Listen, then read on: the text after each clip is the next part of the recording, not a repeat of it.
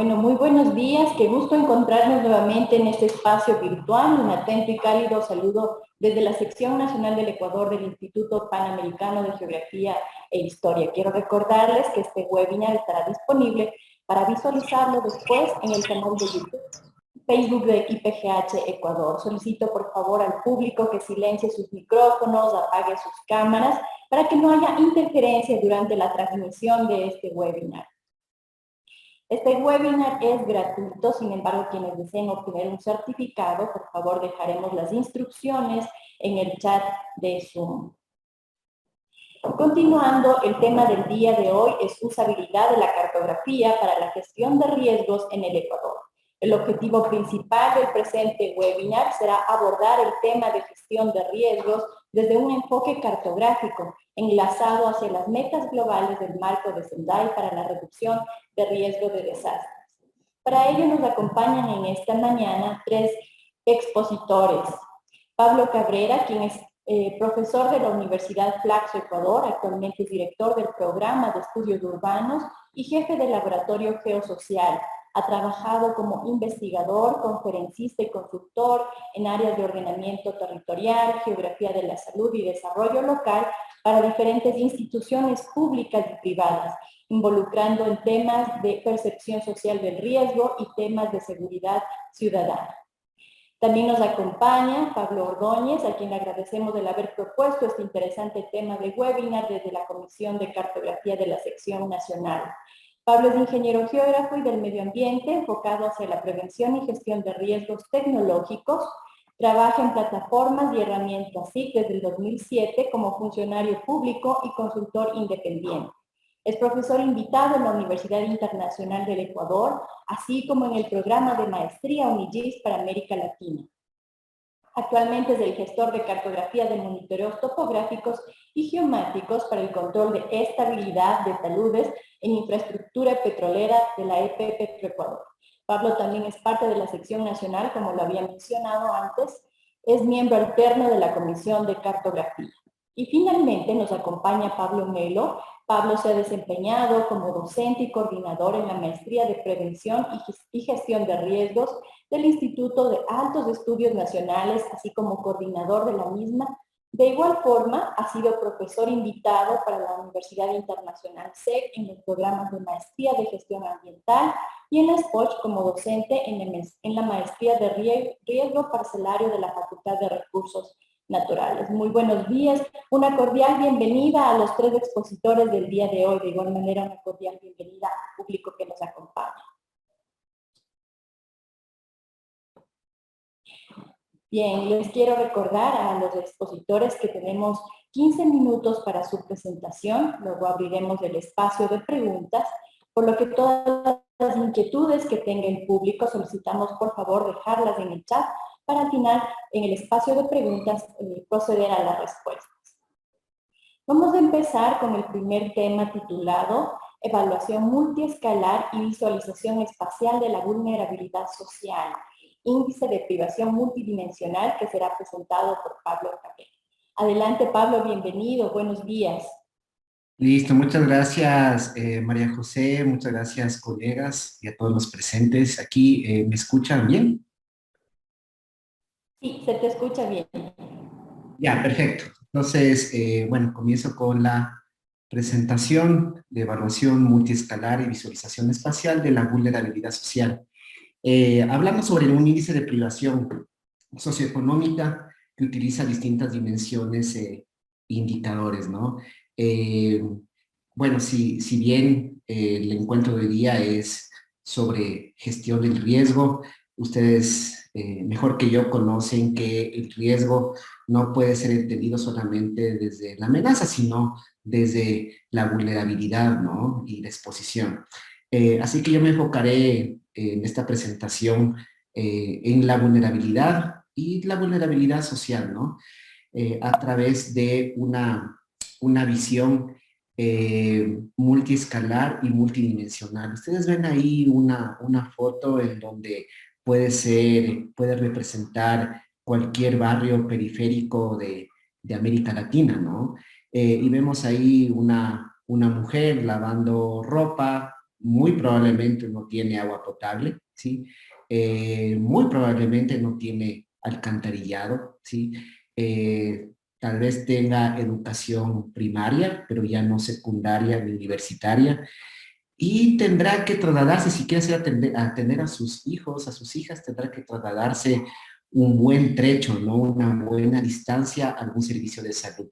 Yo lo que quiero aquí solamente representar es que la privación, la vulnerabilidad de una persona, de un individuo, no solamente se, se- se la puede expresar en términos económicos, ¿no? Sino también en términos de un bajo acceso a los derechos humanos básicos, como bajo o nulo acceso, ¿no? A derechos humanos básicos como son agua potable, alcantarillado, recolección de basura, electricidad, etcétera, ¿no? Entonces, bajo esta perspectiva, ¿sí? De la privación multidimensional socioeconómica, también quiero mencionar la perspectiva multiescalar, en donde es muy interesante el estudio de la representación de esta privación socioeconómica a nivel áreal, ¿no? A nivel de área, y conocer, ¿sí? Cómo eh, esta representación socioeconómica de privación puede impactar en los individuos. Y esto tiene mucho sentido. Las características ambientales, áreales, ecológicas, ya sean no solamente físico-ambientales, sino también sociales y económicas, este contexto impacta en los individuos y siempre hay una mayor complejidad mientras ustedes se van avanzando hacia lo más detalle, de lo más grande a lo más pequeño. Aquí en este estudio yo he abarcado zonas sensibles, sectores sensibles, también otra variación de subdivisión de mi área de estudio que ya voy a mencionar y cómo esto también podría impactar en los individuos específicamente, ¿no? Entonces, claro, en resumen tengo aquí un estudio de privación socioeconómica que representa vulnerabilidad y también estudio de condiciones individuales y aquí realicé una aproximación de explicar, ¿no? Cómo este contexto geográfico de privación de vulnerabilidad impacta en vulnerabilidades individuales. Para esto, he propuesto estos índices de privación socioeconómica. Realmente estos índices han sido ya muy desarrollados, sobre todo en Australia, en Francia y en Canadá. Cuando yo empecé a calcular esto, no había ninguna experiencia de esto en América Latina e incluso en Estados Unidos tampoco, ¿no? Más bien un índice que ha sido desarrollado en Estados Unidos ha tomado como referencia el índice que yo he calculado para la ciudad de Quito, ¿no? Ahí vemos que, claro, hay países que han tenido avance de pensar en la privación socioeconómica, en la vulnerabilidad social, y cómo esto representamos multidimensionalmente, y a poco esto se va extendiendo más allá de Canadá y Europa y Australia, ¿no? Con este tipo de representaciones. Aquí básicamente lo que ustedes ven son dos cálculos de un índice de privación socioeconómica. ¿Qué es un índice? Un índice es simplemente la sumatoria ponderada de distintos indicadores. Eh, para calcular estos índices he utilizado indicadores de educación, de salud, de empleo y también de condiciones de hogares. Si es que el individuo tiene formación formal, si es que tiene seguridad social, si es que tiene empleo, si es que su hogar tiene acceso a servicios básicos como alcantarillado. Todo esto se hace una combinación lineal de los indicadores y esta combinación tiene que tener pesos, ¿no? A la izquierda, ¿sí? Donde dice Analytical Hierarchy Process, ven una metodología que las siglas son AHP, que nos permiten calcular pesos utilizando percepciones subjetivas eh, y dándole una validación matemática a estas percepciones, ¿no? Y a la derecha tienen el índice, un índice de privación socioeconómica, pero utilizando pesos desde un punto de vista netamente estadístico, con PCA, ¿no?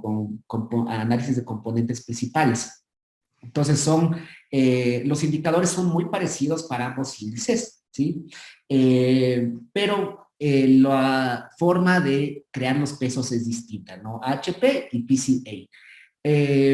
Aquí lo interesante es que miren cómo independientemente de la metodología de de pesos utilizadas, ustedes ven hay unos patrones bastante generales de privación socioeconómica en la ciudad de Quito. En el mapa de la izquierda, ¿sí?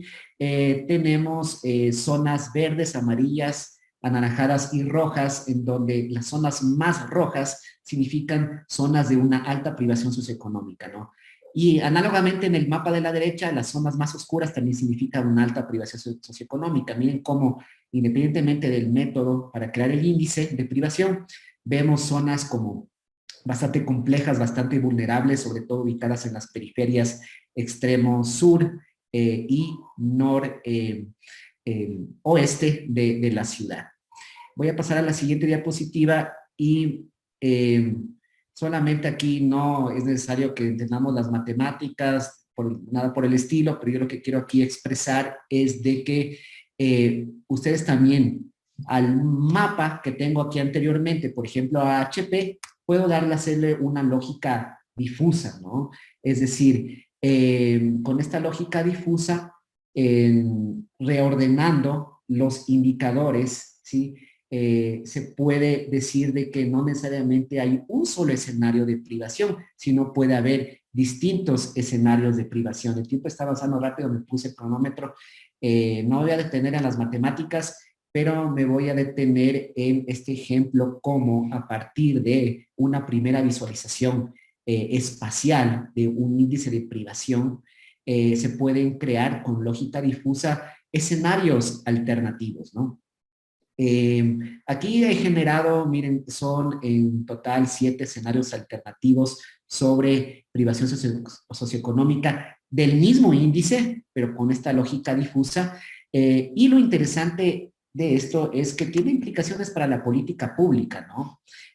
Aquí yo solamente he puesto los 2 escenarios extremos, ¿no? En donde, miren, el primer escenario, ahí está un poco, resumo lo que decía la matemática en ese primer cuadro, ¿no? Miren un primer escenario extremo, una visualización espacial, donde dice, una vez obtenido el índice con sus indicadores ponderados, aplico lógica difusa y asigno una probabilidad de 1 al valor más alto, ¿sí? del indicador conformando el índice en cada localización. Y al lado derecho de forma opuesta, ¿no? Se asigna la probabilidad de 1 al valor más bajo de cada localización. Aquí solamente debo recalcar que aquí cada localización es un sector censal. Entonces, en el primer escenario extremo es probabilidad más alta al valor más alto y en el segundo probabilidad más baja, probabilidad de 1 al valor más bajo. Y aquí se vuelve algo interesante, que es lo siguiente, ¿no? Miren cómo este escenario alternativo donde se asigna probabilidad de 1 al valor más bajo, me parece ya todo más verde, pero hay áreas que siguen conservando el color rojo. Esto también tiene bastantes implicaciones en la política pública y toma de decisiones, porque yo le puedo decir al municipio de Quito de que, oiga, o si es que usted no tiene suficientes recursos para paliar pobreza, limitaciones socioeconómicas en todo el Quito urbano, por lo menos, por favor, céntrese en esas áreas que me parece rojo y anaranjado, ¿sí? Esto facilita mucho la aplicación de medidas para afrontar la vulnerabilidad socioeconómica, ¿sí? Aquí están otros escenarios, otras visualizaciones cartográficas, esto en cambio del segundo índice utilizando análisis de componentes principales. Y tengo ahí 4 representaciones de privación socioeconómica, una basada en sectores censales, una segunda basada en zonas censales y otra basada en zonas de privación y zonas de estructura urbana. Así de manera muy rápida lo que se hace en las últimas 2 visualizaciones cartográficas es utilizando un algoritmo de clustering y regionalización que se llama Automatic Zoning Processing, AZP. Lo que se hace es decirle al algoritmo, ¿no? Utilizando como ladrillos los sectores censales, ¿sí?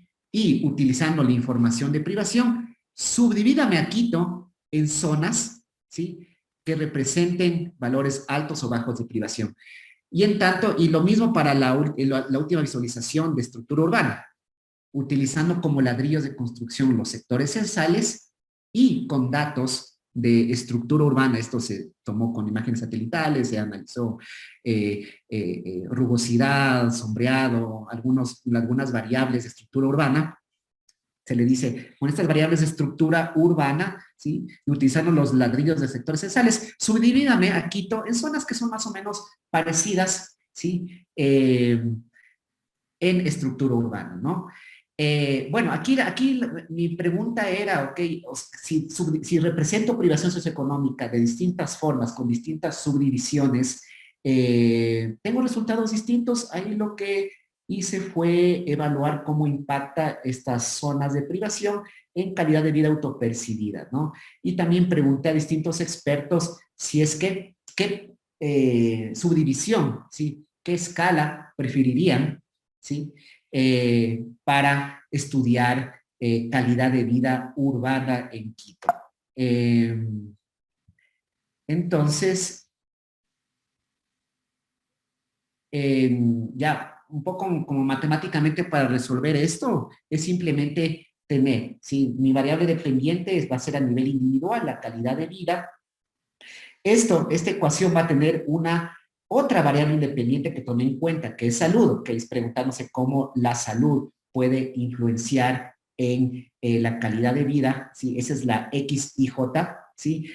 Pero tengo un intercepto, ¿no? Un beta 0J, en donde, si es que yo desgloso la fórmula matemática de este intercepto de la ecuación lineal, tengo una variable ZJ que representa la variable dependiente a nivel de área, que es la privación. Esto, lo que ustedes están visualizando ahorita, se llama regresiones multinivel, que simplemente lo que se hace es tratar de conocer cómo variables a nivel individual y variables a nivel de área, ¿sí? Que en este caso son las áreas de privación, pueden impactar en otra variable que está a nivel individual, ¿no? Tenemos calidad de vida a nivel individual, dependiente, salud a nivel individual, independiente, y privación a nivel de área, independiente. Y lo siguiente es, una vez calculado este análisis multinivel, uno de los resultados que se obtiene es un indicador que es el VPC, el Variance Partition Coefficient, en donde simplemente lo que les dice este coeficiente es cuánto varía la calidad de vida en función de la variación de zonas de privación, ¿no? Ahí está clarito, varianza de calidad de vida que responde a varianza de zonas de privación. Aquí yo solamente quiero recalcar que se pueden calcular índices o se puede representar distintas métricas a nivel de área. Nosotros somos geógrafos, geógrafas, trabajamos mucho a nivel de área, pero muchos estudios quedan solamente a ese nivel, ¿no? Represento riesgo a nivel de área, represento vulnerabilidad a nivel de área. Muy poco se evalúa cómo esta información a nivel de área impacta en indicadores a nivel individual, ¿no? Bueno, aquí yo he hecho este esfuerzo de ver un impacto de privación sobre un indicador individual de calidad de vida autopercibida, y también aquí era un reto, era ver si es que realmente sí, hay cambios drásticos en los resultados bueno, se ve que no son cambios drásticos. Se ven, miren, en el caso de zonas censales y las dos representaciones alternativas con AZP, vemos 0,67, 0,67, 0,68, está un 67%, 68% de la variación de calidad de vida que responde a variaciones de zona de privación, ¿sí? No son cambios drásticos en los resultados. Tenemos un poquito diferente para la representación de sectores censales, de census blocks, pero no son cambios drásticos, así que una también de mis conclusiones aquí es de que no estoy teniendo tantos problemas del área modificable, ¿no? Ahí hay un famoso problema en geografía, el MAUP, que lamentablemente es muy poco discutido, el Modifiable Area Unit Problem, que les invito a investigar más. Yo creo que también tengo por ahí una charla que di en el IPGH sobre este tema. Y bueno, aquí no hay tantos impactos. Ya voy terminando, me estoy pasando un poquito de tiempo. Aquí solamente quiero demostrar que la mayor cantidad de expertos consultados realmente respondieron que para ellos es mejor una representación de privación mucho más detallada, que en este caso son sectores censales, los census blocks, ¿no? Si ustedes analizan más detalladamente las respuestas de los expertos, las expertas consultadas, sí, hay variaciones, pero como a un panorama general, es que siempre prefieren como representaciones mucho más detalladas. Bueno, aquí están unos artículos científicos relacionados a los que yo he expuesto actualmente en esta presentación. Ahí están unos links, están los títulos, o simplemente lo que pueden hacer es googlear mi nombre, Pablo Cabrera Barona, ahí está mi correo electrónico, si es que tienen alguna pregunta, mi Twitter y mi página web. Muchas gracias, Majito, me pasé por 1 minuto y medio, pero pido disculpas por el retraso. No te preocupes, muchas gracias, Pablito. Muchas gracias por esta interesante presentación. Bueno, a continuación, Pablo Ordóñez nos presentará el tema manejo de cartografía petrolera para la gestión de riesgos en el Ecuador. Adelante, bienvenido. Gracias con todos. Permítanme simplemente confirmar si es que lo van a observar en modo pantalla completo. Por favor, si me escuchan bien. Creo que estamos. Sí, muy bien. Sí. Todavía visualiza la pantalla. Ahí, visualizamos la pantalla. Muy amable. Bien, gracias. En realidad, pues a los panelistas que se encuentran acá, Pablo Cabrera, Pablo Melo, igual la moderadora María José Vizcaíno, por esta oportunidad de poder plasmar justamente cómo la cartografía en la gestión de riesgos desde diferentes acápites, tanto de amenaza, tanto de vulnerabilidades y un enfoque global que nos ayudarán a ver en la parte final, cómo llega a estipularse desde un punto de vista de una creación como rayos X, ¿no? Como una verificación de en qué escenario nos encontramos en función de algunos temas. Específicamente el día de hoy yo voy a hablar sobre el manejo de cartografía petrolera para la gestión de riesgos en el Ecuador. Desde este primer enfoque que lo presento como una diapositiva de resumen, es bastante interesante comenzar a ver desde el ámbito de la cartografía cómo puede entregarse y gestionarse desde ámbitos reactivos como correctivos y desde la planificación de escenarios en la gestión de riesgos a esta cartografía. Por ejemplo, si es que hablamos de acciones inmediatas desde el punto de vista industrial, no solo petrolero, se debería considerar siempre la generación de cartografía de respuestas rápidas. Y siempre hay una pregunta que se encuentra acá intrínseca, ¿no? Desde el punto de vista de la captura de la información. ¿Será necesario puntos de control GPS? Una pregunta que se queda en esta diapositiva. Hay que buscar como un punto de vista 2 es portales libres de información. Google Earth puede servirnos como una primera pauta de acciones inmediatas en función de un desastre.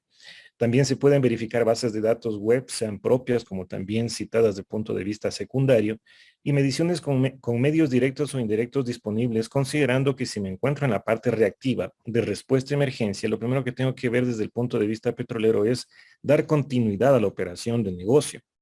Por eso es que se viene también un punto 2, que es cartografía de precisión, cuando se hacen intervenciones planificadas a corto plazo.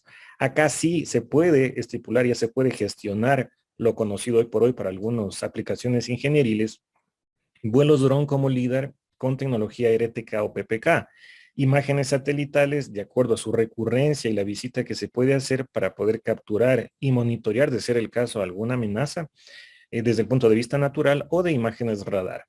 También debemos pensar que toda cartografía, desde el punto de vista automatizado sobre plataformas o herramientas de sistemas de información geográfica, nos permite hacer la vida más fácil y no comenzar a tener un desarrollo solo en escritorio con determinado software, QuantumGIS, ArcGIS, GBC, ILWIS, IDRIS u otros, sino más bien comenzarnos a ordenar antes de una amenaza, antes de un desastre, tener ya estos workflows o flujos de trabajo para que comencemos a trabajar poco a poco la generación de información o geoinformación temática cartográfica. Hay que hacer campañas de campo con hitos GPS de precisión, pues ahora sí tengo el tiempo para poder planificar y ejecutarlo en territorio. Y paso a mi tercer escenario sobre la planificación. Cómo la cartografía en estas intervenciones de mediano plazo puede generar ya una respuesta creando escenarios. Siempre llamo yo esta primera diapositiva desde el punto de vista de un ciclo del desastre, no solo desde ámbitos industriales, sino en términos generales. Cuando nosotros hablamos de respuesta, hablamos de rehabilitación, hablamos de reconstrucción, hablamos de una quietud. Quizás cuando nosotros vemos en el territorio que no está sucediendo nada o aparentemente no lo vemos sobre superficie, esa etapa, ese ligero espacio, esa ventana de tiempo denominada como quietud es momento para comenzar a implementar ideas e innovación. Crear herramientas, crear proyectos sobre bases cartográficas para llegar a tener herramientas preventivas. Siempre lo diagnostico como un punto de vista de no entrar a la respuesta directa si es que no tenemos una herramienta que al menos nos permitió ver desde el punto de vista de prevención qué nos está pasando en territorio, qué susceptibilidades tenemos desde aspectos de amenazas naturales. Por eso es que también hay que coger con guantes quirúrgicos acá el tema de acciones definitivas a implementarse, porque hay ciertos casos específicos que requieren mayor información e investigación. Por ejemplo, en temas específicos de manejo también de software y de cartografía temática y de aplicaciones ingenieriles, hay temas muy puntuales como son quizás un control de riesgos ambientales subterráneo, trabajando con software especializado como Modflow, quizás sobre temas de riesgos ambientales post evento de una rotura de un ducto, ya tenemos un tema de derrame, temas sobre software de planificación de tomas de muestras como BSP, a lo mejor el tema de desarrollo e investigación sobre procesos de remoción en masa y sobre índices, indicadores, desde el punto de vista de deslizamientos y latencias, que es el slide, y muchos otros más. Entonces, cuando nosotros vemos desde el punto de vista de la inspección técnica, monitoreos dron como parte de respuesta inmediata, fíjense lo que se puede hacer desde el mismo hecho de tener esta respuesta con drones que se puedan hacer inspecciones técnicas en territorio. Aquí, por eso es que vuelvo y repito, será necesario puntos de control. Cuando nosotros estamos hablando de una emergencia, de una respuesta inmediata para contener, si fuera el caso de un evento desastroso desde aspectos industriales, tenemos que pensar que no toda cartografía se implica con muchas precisiones en este momento. El tiempo, en el momento de este desastre, es donde tenemos que responder en 72 horas rápidas para tener las facultades de evitar quizás también problemas mayores en población. Fíjense ustedes en la parte derecha baja, cartografía de respuesta rápida sin puntos de control, pero que sí me permite determinar al menos un proceso erosivo cercano en un río y saber qué tan cerca en metros se encuentra sobre una infraestructura petrolera. Se pueden hacer vuelos dron solo de fotografía y video. ¿Cómo puedo yo obtener información si es que solo con el sistema inercial de un equipo como dron GPS puedo capturar y tener al menos coordenadas para plasmarlas en estos workflows futuros que mencionaba hace poco, en estos flujos de trabajo para tener esta información sobre sistemas de información geográfica? Es así que, fíjense ustedes, cuando ya estamos hablando de este manejo de cartografía petrolera para la gestión de riesgos desde aspectos de mediano plazo para poder trabajar ya sobre información más fina, podemos generar modelos digitales de terreno, modelos digitales de superficie, tener información de cuantificación y métricas. Lo importante para la toma de decisiones para los stakeholders es, ok, quiero tomar una decisión en base a un dato o información que sea una evidencia técnica y que tenga sustento sobre esta decisión. ¿Por qué? Porque al momento de que presentamos nosotros información desde el punto de vista cuantitativo con números, difícilmente se puede otorgar una decisión que no llegue a implementarse en territorio. Es más fácil poderlo implementar en base a datos, en base a evidencia. Lo que la cartografía ya se puede gestionar acá con mayores precisiones es crear un flujo, es tener una línea de tiempo de periodicidad y monitoreo. Cuando pasa una amenaza desde aspectos, por ejemplo, hidrometeorológicos, procesos vulcanológicos o hasta temas de sismicidad, procesos de remoción en masa, originados quizás ahora por lo tan conocido en temas de cambio climático, siempre hay que tener herramientas y sistemas que nos permitan hacer monitoreos. Y sobre estos monitoreos, qué mejor si los puedo plasmar y comenzar a verlos desde puntos de vista geoespacial, desde el punto de vista cartográfico. Es por eso que cuando nosotros hacemos un análisis a nivel de multiescalar, multivariable, hay que considerar que primero nuestro país es multiamenaza. Y desde ese fundamento, nosotros al tener información que nos facilita del Servicio Nacional de Gestión de Riesgos de Emergencia, en este gran sistema descentralizado que tiene institutos de investigación dirigidos a aspectos de estudio, como por ejemplo temas geofísicos, el Instituto Geofísico, el Instituto Nacional de Meteorología y Hidrología y otros, así como el INOCAR, nos permiten obtener esta información cartográfica para poderlo plasmar en qué tan cercano se encuentra nuestra infraestructura petrolera a nivel de todas las provincias en el Ecuador para nosotros tener medidas preventivas ante cualquier evento. Vuelvo y repito, nuestro país es multiamenaza. Y desde ese aspecto, nosotros tenemos que hablar siempre, desde ese sentido, de un dinamismo y actualización de la información. Por ejemplo, trabajar y planificar en base a una cartografía del año 2016 y en escala 1/100.000. Qué difícil, ¿verdad? Si es que nosotros entendemos sobre escalas cartográficas y el mismo hecho de la dinámica de multiamenaza de nuestro país, hay que tener información que se tenga que, en un umbral de tiempo, más actualización para la toma de decisiones, en este caso petrolero. Entonces, ustedes ven en la parte izquierda baja un mapeo de intensidades sísmicas que se está actualizando con el Instituto Geofísico de la Escuela Politécnica Nacional. De igual forma, lo que nosotros ya conocemos de paso de lajares y flujos piroclásticos del volcán Cotopaxi, cómo puede llegar a impactar a nuestro poliducto en ese sector, cómo puede llegar a impactar el mapeo de inundaciones por fenómeno del Niño, ahora fenómeno de la Niña, en estribación y cordillera. Cómo esto puede implicar y cómo puede detener la operación de un ámbito bastante sensible y estratégico, porque aún seguimos siendo dependientes, recordarán, sobre el tema de exportación de hidrocarburo de crudo. Entonces, cuando hablamos de casos de investigación, ser más específicos, considerar data más aterrizada en escala. Cuando hablamos de cartografía, hay que hablar de escala. Siempre converso al interno de nuestra empresa, como también en las aulas cuando visitamos a nuestros queridos estudiantes, les digo, ok, ¿quieren hacer cartografía para dar soluciones o al menos contener en escenario cartográfico una escena que está pasando en el territorio? Lo primero que hay que hacer es a qué escala. ¿Qué deseamos ver? ¿Con qué frecuencia queremos observar? Si estamos haciendo un análisis de casos de investigación, esto es prácticamente un tema específico. ¿Por qué? Porque los datos tienen que ser más finos, los datos tienen que ser más recurrentes y la información tiene que ser contundente para la toma de decisiones. Acá estamos viendo un porcentaje de una tubería que se encuentra en el oriente ecuatoriano en función de su exposición a un proceso de socavamiento o socavación de un río.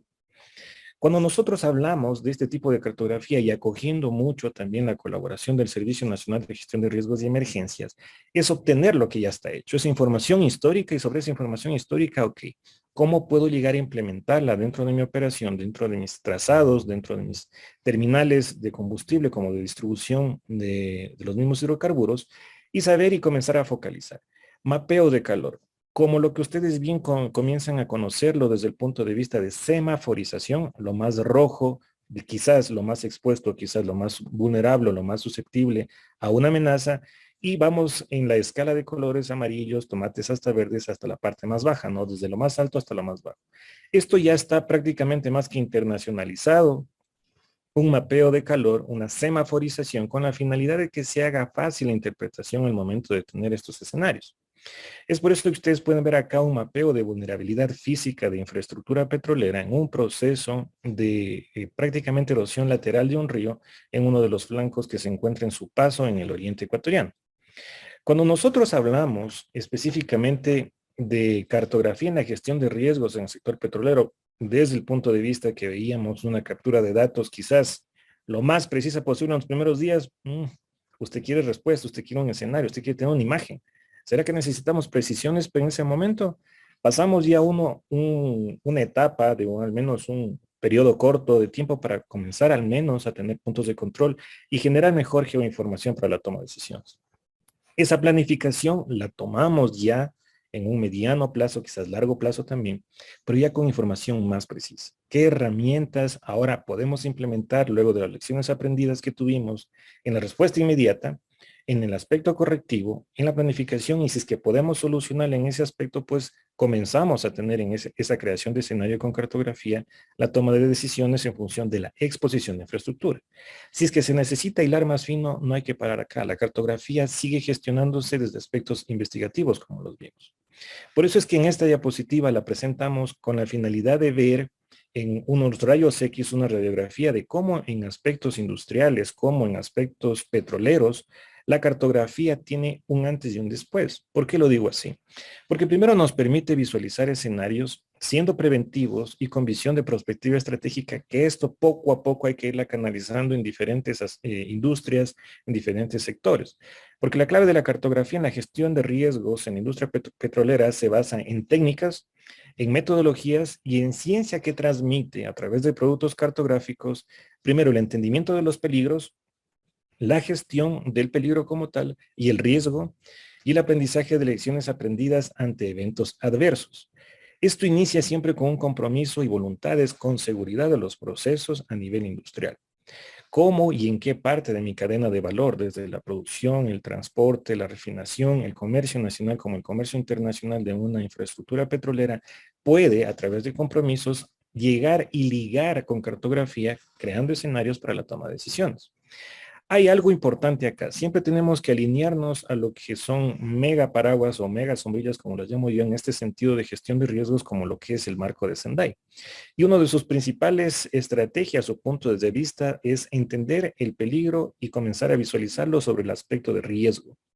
Eso es fundamental. Ustedes vieron hace poco, por eso es tan importante un sistema nacional de gestión de riesgos de emergencia, porque esa información a nosotros de igual forma la podemos bajar de escala de la información que ellos nos entregan y de cierta manera tenerla a mayor detalle, por el mismo hecho de continuar con la operación.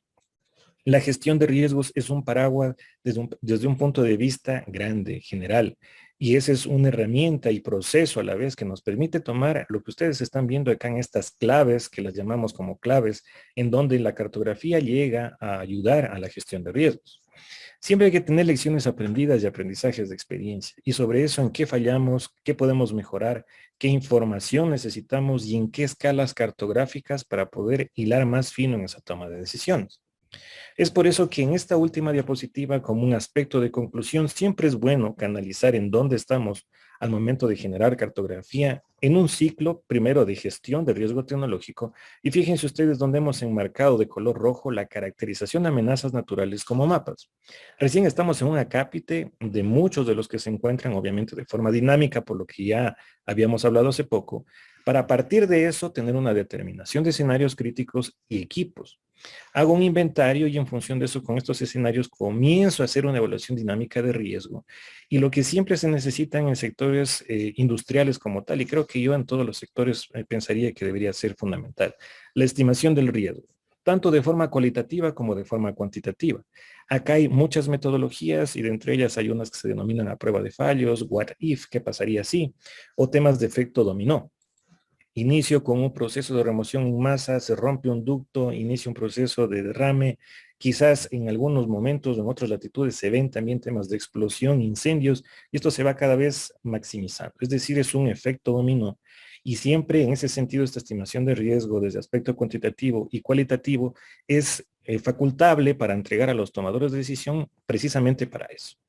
Hacemos una adopción de medidas de reducción del riesgo. ¿Cómo llego a reducir el riesgo también con lecciones aprendidas para pasar a una actualización de planes de emergencia? ¿Cómo puedo actualizar cuáles son mis puntos críticos de contención?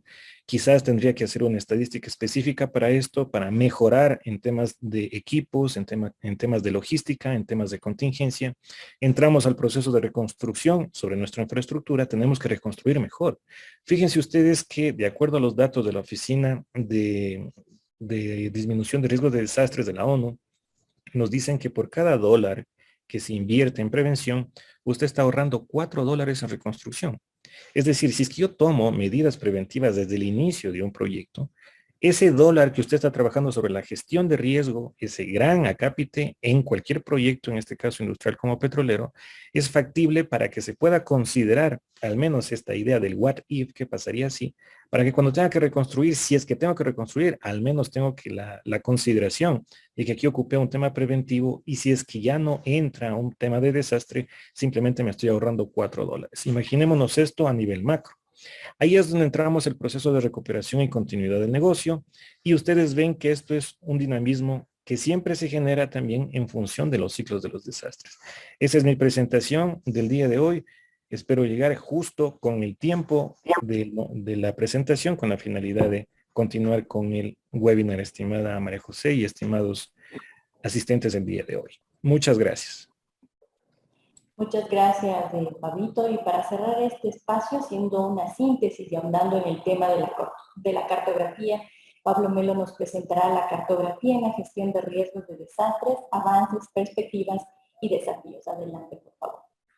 Muchas gracias, Majo. Voy a compartir mi pantalla y también agradecer a los expositores previos, justamente a los colegas.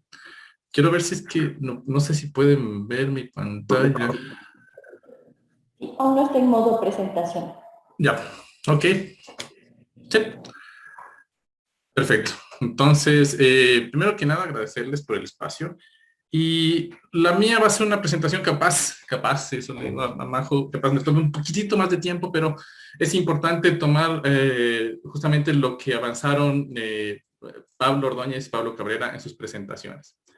La agenda que tengo ahora es sobre todo hablar un primer punto sobre la introducción, los riesgos, la evolución, la cartografía, los avances que hemos tenido en ciencias geográficas, las perspectivas y desafíos que vamos a tener con respecto a la geoinformación y la gestión de riesgos, y finalmente darles una idea de cómo trabajar esta integración a partir de una iniciativa que tiene Google e Inteligencia Artificial en la gestión de riesgos de inundación. Entonces, como ustedes saben y como mencionaba Pablo Ordóñez en su presentación anterior, es que este tema del riesgo es cada vez más sistémico, ¿no? Y lo importante que nosotros debemos saber es cómo entenderlo, cómo conocerlo y sobre todo que tengamos una misión hacia las estrategias de reducción de vulnerabilidad, ¿no? Para construir estas comunidades mucho más resilientes. Y en ese sentido, justamente el aspecto de la cartografía como parte de la geografía, las ciencias geográficas, comparten este tema con la gestión de riesgos porque la ciencia de gestión de riesgos, por así decirlo, y el tema de ciencias geográficas, comparte este tema de transversalidad, multidisciplinariedad, complementariedad y el análisis de variación espacio-tiempo. ¿Cuál es la idea detrás de todo esto? Es que cuando hablamos de geografía, del análisis del territorio, del análisis del espacio, y que también se aplica a gestión de riesgos, hablamos desde el aspecto de seguridad, que implica obviamente hacia el lado de la reducción de riesgos de desastres, pero también hablamos desde el lado del desarrollo.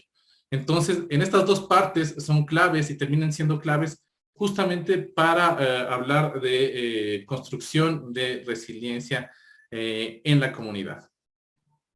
Como les decía, el tema de las ciencias de información geográfica continúan creciendo como una herramienta global para comprender, sobre todo en la gestión de riesgos, los diferentes subprocesos, ¿no? Conociendo sobre todo qué pasa en la reducción del riesgo, qué pasa sobre la amenaza y qué pasa sobre nuestro manejo del desastre, es decir, cuando ya se materializó como tal el riesgo. Entonces, en estos grandes subprocesos, nosotros vamos a trabajar con todas estas herramientas que son partes de las ciencias de información geográfica, ¿no? El proceso ya no solamente entendiendo la cartografía como la elaboración per se de mapas, sino incluso con toda la tecnología que tenemos en los avances en los últimos años. En esa perspectiva, si lo vamos a poner en contexto, de acuerdo a la Universidad de California, en un reciente estudio, se ha aumentado, por ejemplo, todos los estudiantes que han obtenido títulos relacionados con tecnologías de la información geográfica en un 40% en la última década, ¿no? Eso ya nos da una idea de la demanda de esta tecnología y de la necesidad de que hay mayores consumidores. Ahora, sin darnos cuenta, nos damos cuenta que utilizamos plataformas para diversos usos y tecnologías, por ejemplo, de la manera más obvia posible. Y la mayoría la usamos en temas internos de nuestro trabajo o incluso para nuestras actividades diarias. ¿Qué es lo que estamos ganando con todo eso, no?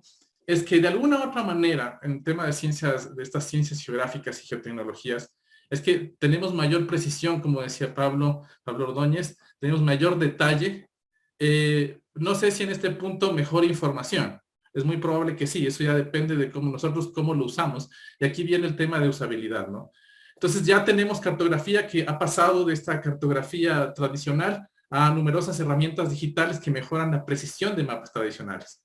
Nosotros veíamos en la primera exposición la construcción de índices que daba Pablo, que son índices de privación socioeconómica, que ya nos da una idea de cómo manejar el territorio y cómo manejar el tema de vulnerabilidad, qué estrategias podemos tener. O la inteligencia de ubicación, por ejemplo, que también son piezas integrales, por ejemplo, en la cartografía moderna. Con Pablo Ordóñez veíamos que el tema de los oleoductos, cómo están distribuidos, dónde están nuestras principales áreas críticas, nuestros puntos o nudos críticos en la distribución de derivados de crudo. Entonces ahí entra el tema de la inteligencia de ubicación. Y ahí sabemos cómo manejar mejor nuestro desastre, ¿no? Ahora, estas diferencias también están en que ya no tenemos a la cartografía tradicional como un estudio teórico en el cual hasta hace algunos años, algunas décadas atrás, se centraban en el tema de las proyecciones, la generalización cartográfica y la simbología, que no es que dejen de ser importantes, pero ahora en el siglo XXI la cartografía entra en la era de la información. Es decir, todo esto en lo cual se centraba la cartografía tradicional ya pasa a un aspecto que es que ya está más interno, está más conocido, ya está desarrollado. Nosotros ahora lo que queremos es información que sea rápida y que podamos acceder, ¿no? Les puedo contar que obviamente con todo lo que nosotros tenemos, el tema de que el mundo está cambiando rápidamente, hace que también nuestra perspectiva de cómo estamos manejando los desastres, los riesgos, también está cambiando y modificando nuestra sociedad, nuestro ambiente y nuestro mercado. Tenemos ya a la fecha distintas herramientas, como ustedes ven a su derecha, que van desde la realidad aumentada, pasando por las nuevas integraciones GIS, el Big Data, los vehículos aéreos no tripulados, los GIS en la nube, los nuevos perfiles de GIS. Todo eso hace que esas ciencias geográficas traspasen el tema de la cartografía tradicional que nosotros conocemos, ¿no? Pero ¿cuáles son las perspectivas que nosotros tenemos en riesgos y en cartografía y en análisis espacial? ¿Cuáles son los nuevos requerimientos que tiene, sobre todo en la gestión de riesgos de nuestra parte, desde las ciencias de información geográfica? En primera instancia, que sea algo inmediato, ¿no? Es decir, que entre el tiempo que transcurre entre la acción, la percepción y lo que nosotros tenemos en la afectación se reduzca drásticamente. Que sea un dato fresco, es decir, no podemos esperar, como decía Pablo, trabajar con un dato del 2016 cuando necesitamos saber exactamente qué era lo que pasaba hasta hace pocos meses atrás en ese sector. Sin irnos muy lejos con el tema del aluvión que pasó aquí en Quito, exactamente información más reciente con respecto a actividades que se ejecutaban en la cuenca alta, no conocíamos necesariamente. Entonces, eso es un dato fresco. Aparte que tengamos múltiples fuentes, ¿no? Que podamos también, no solamente que sea una la fuente, sino la oportunidad de trabajar con distintas fuentes que me permitan validar mis datos. Lo otro es que los datos sean continuos. El análisis ya no puede ser un punto en el tiempo. Ahora, las nuevas perspectivas en riesgo, en cartografía, nos permiten que tengamos distintas fechas de evaluación. En el caso que mencionaba, por ejemplo, Pablo Ordóñez, con la erosión del río Coca, veíamos que son distintas fechas y estamos hablando de mismas fechas incluso en un mismo mes. Entonces, eso nos permite analizar precisamente este trabajo de manera continua. Y sobre todo, y lo último, es que también es automatizado. Ahora hay la posibilidad de replicar continuamente y conectarse a herramientas de decisión. Finalmente, los poseedores de interés o los portadores de interés, lo que necesitan es que el análisis de distintos escenarios se hagan rápidamente. No podemos esperar a que se demore una semana o 2 o 3 semanas para cambiar otra vez el escenario frente a la vulnerabilidad o frente a la misma amenaza, ¿no? ¿Qué es lo que estamos viendo en cambio a futuro? ¿Qué es lo que está cambiando ahora? Como nosotros estamos ejecutando el análisis cartográfico hace 10 años, por ejemplo. Ahora lo que tenemos, estamos migrando a este análisis espacial nativo de la nube o Cloud Native Spatial Analysis. Estamos en realidad viendo que estas plataformas donde manejamos gran cantidad de información, gran cantidad de datos, ya no los alejamos de nuestras computadoras o nuestros servidores institucionales, sino que ya trabajamos con esquemas que nos permitan hacer análisis en la nube, como son los servicios de Amazon de servicios web o Google Earth Engine o sistemas de código libre también que se utilizan en plataformas como Jupyter Notebook, entre otros. ¿Cuál es lo que vamos a ver también o que estamos viendo este cambio en el futuro? Es estos almacenes de datos de próxima generación, o lo que se conoce en inglés como Next Gen Data Warehouses, que son espacios de almacenamiento informático. Si ustedes se dan cuenta, por ejemplo, todo lo que está trabajando Pablo Ordóñez en el tema de riesgos en área petrolera, significa terabytes de información que se levantan, de análisis, que necesito procesar. Luego eso lo trabajo en temas de escala, ¿no? Es decir, ahora lo trabajo para un usuario específico, pero también lo puedo utilizar para toda la institución a nivel nacional o puedo compartirlo con otras instituciones. Y eso requiere que también esa información sea multiusuaria, ¿no? Y finalmente es el tema de la democratización de la información. Ya no creo que podemos en este punto, en estos desafíos y perspectivas que tenemos también en gestión de riesgos y sobre todo en gestión de información, es que esa información quede en guardianes que crean cuellos de botella que no permitan acceder a los datos. Es decir, este tema que en algún momento se lo trabajaba en el Consejo Nacional de Información con las infraestructuras de datos espaciales, es que esto tome en consideración estos nuevos avances para saber cómo vamos a trabajar de aquí a futuro, sobre todo en la gestión de riesgos, que es un tema que nos interesa, ¿no? Y yo les ponía, por ejemplo, ahora, como tenemos grandes herramientas como CartoDB, por ejemplo, que podemos establecer gran cantidad de información, pero que termine siendo fácil para el usuario final entender qué es lo que pasa en nuestro sistema de sociedad desde una perspectiva espacial para distintas ramas. Entonces, con eso vamos a tener claro qué es lo que estamos haciendo, ¿no? Esto como para resumir, entonces, es que las tendencias en las tecnologías de información geográfica es que vamos a tener una revolución que va a ser en tiempo real.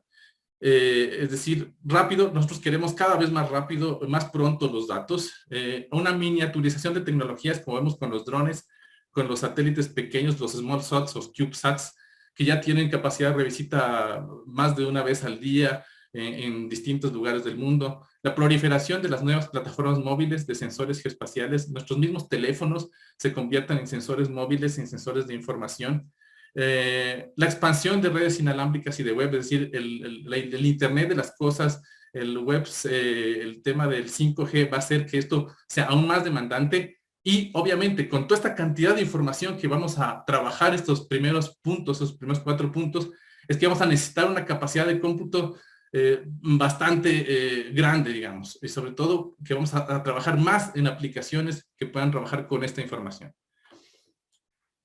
Con todo esto que les vengo diciendo, que eran estos avances, perspectivas, quería justamente terminar con esta parte de los ejemplos, ¿no?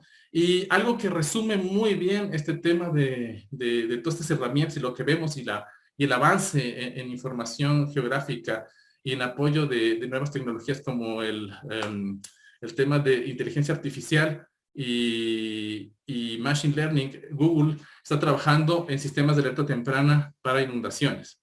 Entonces, este proyecto que ustedes pueden ver ahí, está el link también que se los dejo. Ustedes pueden revisar que este proyecto que comenzó desde el Departamento de Respuesta a Crisis que tiene Google, empezaron a trabajar con toda la información, ¿no? Desde remote sensing hasta la información que validaban en campo, que hacían encuestas a pobladores, en un lugar en la India donde se afecta a cerca de 200 millones de personas por las crecidas de los ríos por los monzones que ocurren año tras año. En este sector donde se recolecta toda esta información, tanto de sensores remotos, como de cartografía, como la parte social, variables que tienen que ver con el sentimiento de las personas post-desastre o antes del desastre, toda esa información se la trabaja en este esquema, en el cual ya se tienen identificados, digamos, los lugares y de alguna manera se puede empezar a trabajar en sistemas de alerta temprana. Y estos sistemas de alerta temprana se canalizan a través justamente de tecnología también, es decir, a través de plataformas móviles que pueden ser los celulares. La idea es que, obviamente, ahorita ya con todo lo que se tiene de información, Google me permite trabajar en alertas de inundación, pero que ya no son solo la alerta como tal, sino que ya está categorizada e incluso cuantificada para decirme en qué lugar y en qué magnitud, ¿no? En dónde lo voy a poder ver. Y de tal manera que incluso el usuario final va a saber si es que el nivel de la inundación va a ser de algunos centímetros o va a ser totalmente considerable y qué área se estima que pueda ser en mi región afectada.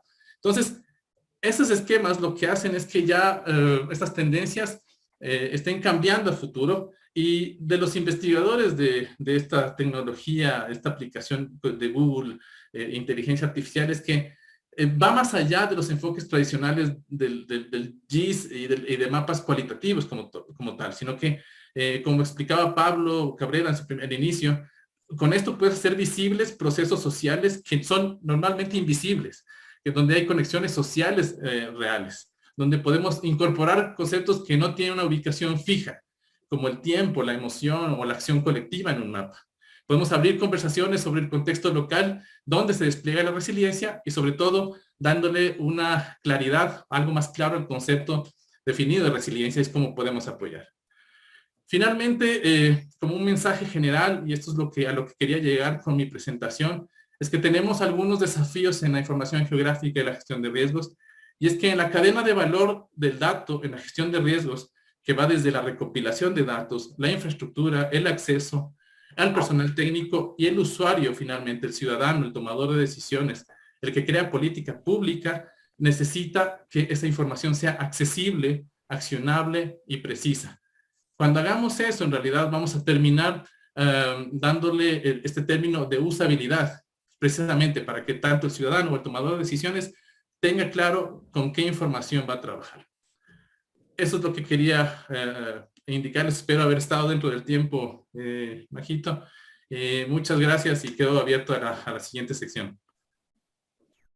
Muchísimas gracias, Pablito, por esta interesante presentación. Y bueno, nuevamente les agradecemos a los 3 expositores del día de hoy, quienes nos han mostrado un enfoque de la gestión de riesgos desde distintas aristas de uso y aplicación de la información geoespacial, sean estas sobre comprensión de la amenaza natural, el riesgo social urbano, así como el manejo de la cartografía de gestión de riesgos en la industria petrolera, logrando abarcar los enlaces de su practicidad para la toma de decisiones desde distintos ámbitos en torno a un país multiamenaza, como lo mencionaba Pablo Ordóñez. Humboldt decía que los ecuatorianos son seres raros y únicos, pues duermen tranquilos en medio de crujientes volcanes, viven pobres en medio de incomparables riquezas y se alegran con música triste. Nuestra rica y diversa geografía permite que seamos desde siempre un país multiamenaza. Por tanto, tenemos el reto de una implementación efectiva de la gestión de riesgos. Para ello es necesario el trabajo conjunto y articulado a través del cumplimiento de los roles de diferentes actores de la sociedad, no solo del sector público, sino también privado, organizaciones civiles y, por supuesto, de la academia. De manera que se puede ejecutar acciones necesarias que permitan conocer y comprender los riesgos. De esta manera se podrá reducir la vulnerabilidad, prevenir el impacto ocasionado por los eventos peligrosos en el territorio nacional. Bueno, partiendo de esta reflexión y para iniciar, abrir el espacio de preguntas que tenemos preparado el día de hoy, me dirijo a los 3 expositores con la siguiente inquietud. Hemos visto hoy que desde la academia, como nos explicó Pablo, los 3 Pablos nos explicaron, desde la academia los científicos y profesionales especializados en esta rama generan conocimientos muy valiosos en materia de gestión de riesgos. Se ha hablado también sobre la democratización de la información y la tecnología avanzada con la que se cuenta en la actualidad. ¿Existe algún mecanismo de participación por parte de la academia e instituciones como las que hemos visto el día de hoy, en el cual se dé a conocer los estudios, investigaciones especializadas en este tema para trabajar en coordinación con las autoridades nacionales de gestión de riesgos? En caso de existir este mecanismo, ¿de qué manera se está llevando a cabo? Y en caso de no existir, ¿cuál sería su propuesta? Esta sería la inquietud para nuestros 3 expositores del día de hoy.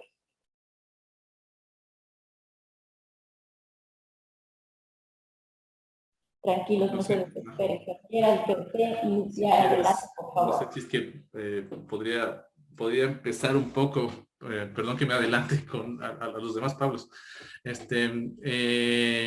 Justamente, Majo, la pregunta es muy pertinente. Creo que los espacios de colaboración de la academia no es que han estado necesariamente alejados. Me parece que de alguna u otra manera la vinculación o la necesidad de crear investigación ha habido, sobre todo en los últimos años.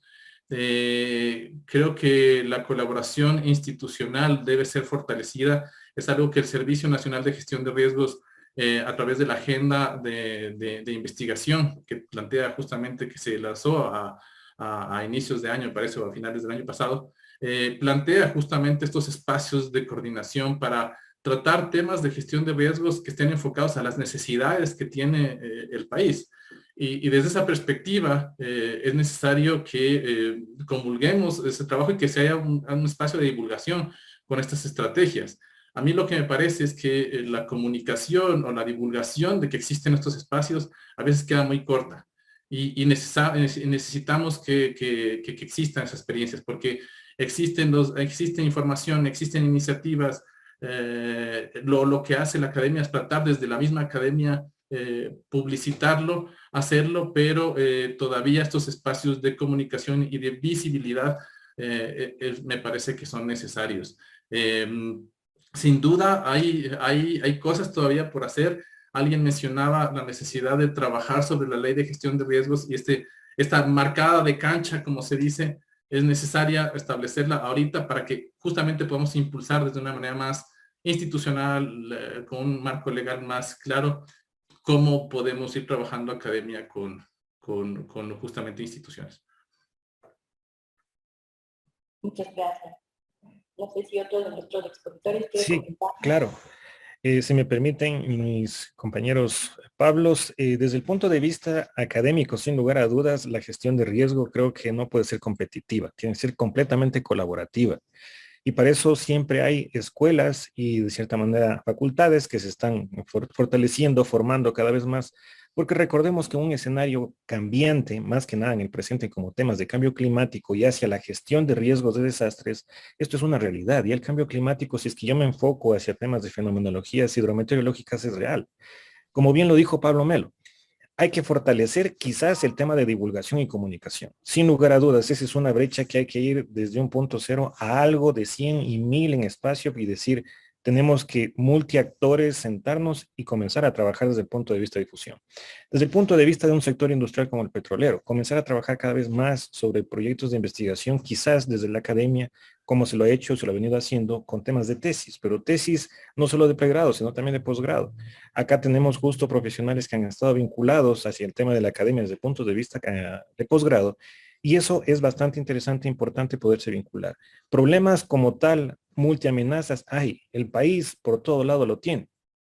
Sectores estratégicos como tal, como el nuestro, de igual forma, para poder llegar a ser preventivos, necesitamos sí o sí el apoyo y el fortalecimiento de un pilar fundamental como la academia. Esa sería mi visión desde esa primera consulta, estimada María José.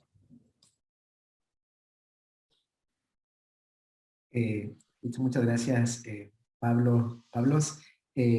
Ustedes conocen mucho más sobre la gestión de riesgo que yo, pero lo que podría añadir es la importancia de una colaboración multinivel interinstitucional, ¿no? Y poner como ejemplo un proyecto actual en el que estamos trabajando desde Flaxo. Bueno, varios proyectos. El uno es entender el riesgo, no solamente desde el punto de vista físico-ambiental, sino social, y lo aplicamos en distintas ciudades como Quito, Katmandú, Estambul.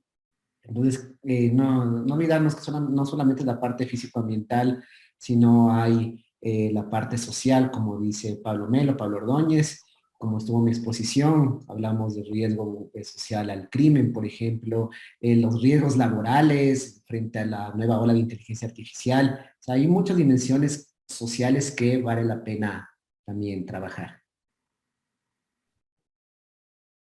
Listo, muchísimas gracias por sus valiosos aportes de esta mañana. Vamos a pasar a las preguntas por parte del público. Tenemos una pregunta de Luis Fernando Yumiquinga que dice: buenos días, gracias por la invitación. Consulta para Pablo Ordóñez. La aplicación de la gestión de riesgos en Petroecuador, ¿qué impacto ha tenido? Gracias, Luis Fernando. El impacto como tal es no solo trabajar la cartografía para procesos post-evento, sino más bien es trabajar desde los puntos de prevención. En la presentación que lo mencionaba intrínsecamente sobre el ciclo del desastre, la gestión de riesgos es cíclica, no es una línea de tiempo desde un antes, durante, después, sino más bien es un ciclo. Y en sectores como industriales y petroleros, la gestión de riesgos es comenzar a integrarla dentro ya de proyectos que actualmente están por ejecutarse con la finalidad de que se trabaje no solo desde el punto de vista de impactos ambientales y desde el punto de vista de responsabilidades sociales o comunitarias o de gestión social, sino más bien a nivel multinivel, como bien lo dice Pablo, porque es importante siempre trabajar desde la vulnerabilidad y la resiliencia, no solo de la industria, sino también de la población. Y ese es un paso bastante importante para poderlo realizar y siempre tendremos que estar apoyados, como vuelvo y repito, por el Servicio Nacional de Gestión de Riesgo de Emergencia con sus institutos y la academia. ¿Dónde estamos? Estamos empezando y también fortaleciendo el tema de herramientas preventivas, ya no solo en temas de herramientas correctivas. Muchísimas gracias, Pablo. Jorge Cajas pregunta: ¿cómo aportar como academia, organización y o colegas para presionar la atención urgente en la Asamblea Nacional de la Ley de Gestión gestión del riesgo. Para quien desee contestar de los tres, o si los tres quisieran realizar un aporte a esta pregunta, además de los aportes que ya se han realizado antes. Sí, Majo. Bueno, un poco como comentábamos, ¿no? Primero, o sea, la necesidad de la ley de gestión de riesgos en temas institucionales para darle operatividad a muchas actividades que se están ejecutando en la gestión de riesgos es necesaria. Es decir, se ha venido discutiendo la ley de gestión de riesgos desde el 2008 hasta la fecha. Lastimosamente no se le ha dado ese espacio que necesita el Ecuador después de lo que hemos vivido con todos estos, sobre todo los desastres del terremoto y entre otras cosas más. Yo creo que los espacios de trabajo, insisto, creo que la visibilidad de lo que se puede hacer como comunidad académica, técnica, justamente lo que estamos haciendo ahora, un espacio de divulgación, hace necesario mantenernos en la memoria de los colectivos que hacen esta tarea de gestión de gestión de riesgos y gestión de información geográfica en este caso. Entonces, en realidad, desde ese ámbito, tanto academia como sociedad civil es donde empezamos a visibilizar el tema. Lo vemos cada vez más frecuente, decía Pablo Ordóñez, el tema de cambio climático, lo que nos afrontamos luego de la pandemia, el tema de post-COVID, hace que las transformaciones sociales, las dinámicas de las ciudades son distintas. Y cuando hacemos eso, en realidad estamos haciendo gestión de riesgo. Entonces, cuando analizamos eso, cuando estudiamos esas dinámicas, cuando sabemos cómo nos afectan como sociedad, entonces creo que de alguna manera necesitamos hacer divulgación de nuestras actividades, de lo que estamos haciendo y de nuestras investigaciones para que realmente de alguna manera tengan mayor impacto también. Muchas gracias. No sé si alguien más quiere hacer un aporte. Desde el punto de vista de la ley de gestión de riesgos, bien se escucha que está pasando a un nuevo debate en Asamblea Nacional. ¿Y qué pasaría luego de esto, no? ¿Cómo fortalecernos como instituciones? ¿Cómo comenzar esto a integrar desde el punto de vista de macrocurrículas, no solo hablando de ingenierías o escuelas específicas de gestión de riesgos? Acá estamos justamente presentes como Universidad Internacional, está nuestro coordinador igual. Y desde ese punto de vista, no solo en la gestión de riesgos. ¿Esto cómo se puede empatar hacia el mismo hecho de los objetivos de desarrollo sostenible a otras facultades, a otras escuelas? Comenzar a hablar de riesgo social. Qué importante escucharle hablar a Pablo Cabrera sobre su investigación en Flaxo. Eso es riesgo. Analizar vulnerabilidades, ya no solo fenomenologías de temas o puntos de vista naturalistas. Entonces, si la ley de gestión de riesgos ya pasa al siguiente nivel, desde academia también se tiene que fortalecer no solo en ingenierías como tal, de lo que hablamos del pilar fundamental o de su nicho principal de la gestión de riesgos, sino en ingenierías mecánicas, en ingenierías electrónicas, en ingenierías civiles. Hacer análisis estructurales, quizás desde el punto de vista de puentes, hacia la reducción de riesgo de desastres, comenzar a hablar desde puntos de vista sociales, desde el punto de vista antropológicos, en facultades, en academias. Desde el punto de vista del sector industrial petrolero, sin lugar a dudas, es trazar una cancha, como bien lo dijo Pablo Melo, y tener prácticamente nuestras entradas, salidas, esos inputs, esos outputs, y en función de eso cómo se fortalece la gestión de riesgos, porque recordemos que hay dos artículos fundamentales en la ley, la 289 y la 290, sobre lo que menciona la gestión de riesgos y el fortalecimiento de equipos institucionalmente hablando desde el punto de vista de gestión de riesgos. Si hablamos de unidades municipales, hay ciertas unidades municipales que la unidad es uno, unidad de gestión de riesgos es uno. Entonces, con una ley de gestión de riesgos desde los GATS, desde lo local, hasta los sectores empresariales, hasta los sectores petroleros, sectores industriales, la academia, es un gran paraguas. Es una clave fundamental, sin lugar a dudas, esta promulgación, esta entrega final, ojalá ya de la ley de gestión de riesgos. Muchísimas gracias. Tal vez Pablo Cabrera quiere comentarnos algo para ya ir finalizando este espacio.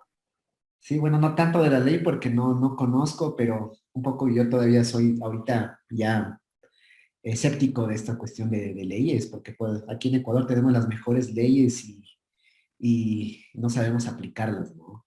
Ahí creo que es súper clave lo que dice el Pablo Ordóñez de pensar en currículums y microcurrículums para algún tipo de alfabetización en cuestión de riesgos, ¿no? Alfabetización y también diría que necesitamos este tipo de alfabetización, no solamente digital, donde la gente, los usuarios sepan manejar herramientas informáticas y geoinformáticas, no solamente los profesionales del riesgo, sino en general toda la población.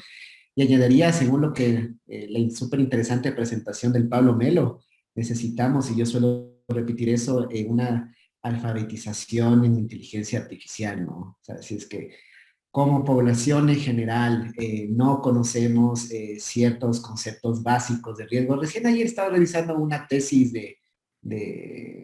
no quiero mencionar el nombre, pero de la institución, pero es de un sistema, ¿sí?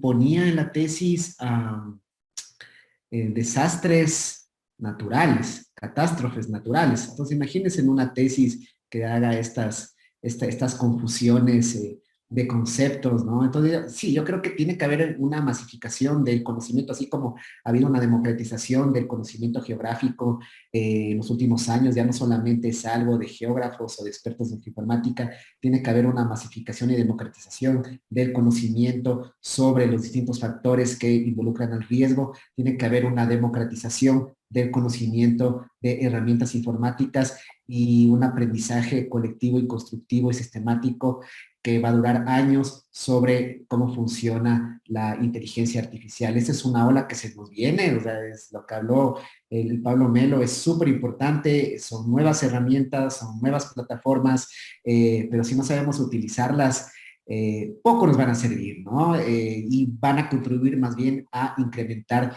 las desigualdades económicas y sociales, ¿no? Y hablando de riesgo, ¿no? Hay una inteligencia artificial que se estima si es que empieza a funcionar en los call centers, te lo puede aprender varios idiomas en poco tiempo, te puede aprender cómo tratar cierto tema en una semana. Si tú implementas esta inteligencia artificial en los call centers, se estima que perderíamos unos 250 millones de trabajos a nivel mundial, ¿no? Ese es un riesgo, ¿sí? Entonces, si no estamos conscientes no solamente de las ventajas de la tecnología, que tiene ventajas, o sea, yo soy creyente de la inteligencia artificial, nos va a cambiar la vida para bien, nos va a dar un apoyo extraordinario en nuestras investigaciones, pero si no sabemos también tratarla en otras esferas, esto puede ser más complicado y, como digo, incrementar las desigualdades sociales, económicas, etcétera, ¿no? Eso, el comentario. No. Muchísimas gracias, Pablito. Bueno, muchísimas gracias nuevamente a los tres expositores por sus valiosos aportes. No sé si quieren comentarnos algo más para ya finalizar acerca del tema.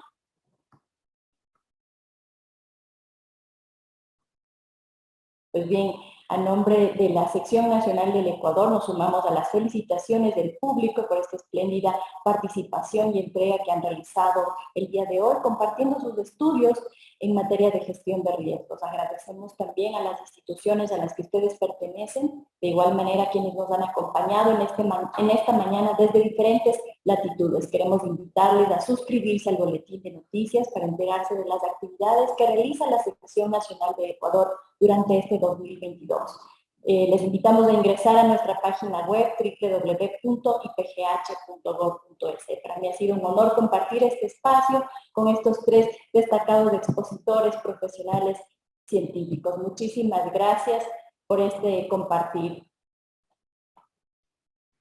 Igual, muchas gracias, María José, por la invitación y también un honor y un gusto compartir aquí este espacio con Pablo Ordóñez y con Pablo Melo.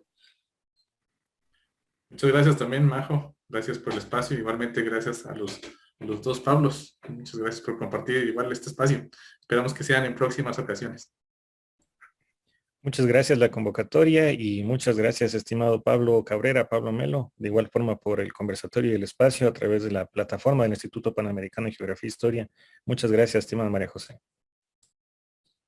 Listo, muchísimas gracias. Por favor, pedimos a nuestros asistentes que enciendan su cámara. Vamos a hacer una captura de pantalla de los asistentes. Mientras van encendiendo sus cámaras, les recuerdo que este webinar es gratuito, sin embargo tiene un costo de $5 en el caso de que ustedes deseen obtener un certificado de participación. Nuestros certificados son digitales con el propósito de contribuir a no contaminar más el ambiente. Mientras van encendiendo sus cámaras, también quiero invitarles a ingresar a nuestra página web www.ipgh.gov.es para que estén enterados de este y otros eventos que realizaremos durante este año 2022. Bueno, vamos a hacer la captura de pantalla. ¿Muy listos? 1, 2, 3. Muchísimas gracias nuevamente y nos vemos en una próxima ocasión. Gracias. Hasta pronto.